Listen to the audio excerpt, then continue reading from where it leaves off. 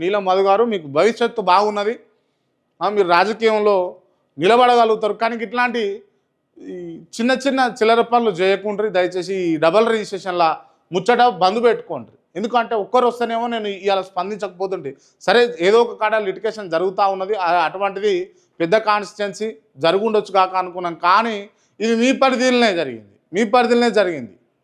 మీ ల్యాండ్లోనే జరిగింది, మీరు చేస్తున్నటువంటి వ్యవహారమే ఇది.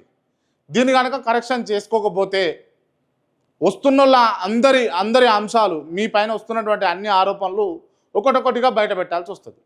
దయచేసి ఇప్పుడే జాగ్రత్త పడి ఖచ్చితంగా మీరు దీనికి కరెక్షన్ చేసుకొని వాళ్ళకు ఎవరైతే ఆ 8 కుటుంబాలు ఉన్నాయో 8 మంది ప్లాట్లు ఉన్నాయో వాళ్ళకి న్యాయం చేస్తే బాగుంటుంది. ఇది స్వీట్గా అంటారా హాట్గా అంటారా ఎట్లా అనుకుంటారో అట్లా అనుకోండి.